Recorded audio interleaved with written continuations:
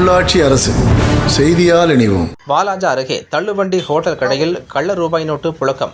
கடை வியாபாரிகள் மற்றும் பொதுமக்கள் மத்தியில் அச்சம். உடனடியாக நடவடிக்கை எடுக்க வேண்டுமென கோரிக்கை. ராணிப்பேட்டை மாவட்டம் வாலாஜா அரசு மாவட்ட தலைமை மருத்துவமனை வளாகத்தின் வெளியே இன்று தள்ளுவண்டி சிற்றுண்டி கடையில் 2 பெண்மணிகள் 500 ரூபாய் தாள் கொடுத்து டிபன் சாப்பிட்டுவிட்டு சில்லறை வாங்கி சென்றதாக கூறப்படுகிறது. இதனையடுத்து தள்ளுவண்டியின் உரிமையாளர் கடைக்கு கேஸ் வாங்குவதற்காக 500 ரூபாய் தாளை கொடுத்துள்ளார். அதனை வாங்கிய கேஸ் போடும் நபர் 500 ரூபாய் நோட்டு வித்தியாசமாக உள்ளது என தெரிவித்து அவரிடம் கொடுத்துள்ளார்.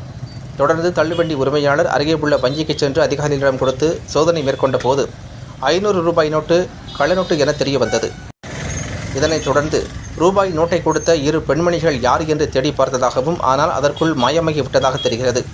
இதனால் நொந்து போன தள்ளுவண்டி கடையின் உரிமையாளர் தான் ஏமாற்றப்பட்டதை அறிந்து கொண்டார். வாலாஜாபேட்டை பகுதியில் திடீரென்று 500 ரூபாய் தாள் கள்ளநோட்டு புழக்கத்தில் உள்ளதால் வியாபாரிகள் மற்றும் பொதுமக்கள் மத்தியில் பெரும் அச்சத்தையும் பரபரப்பையும் ஏற்படுத்தி உள்ளது.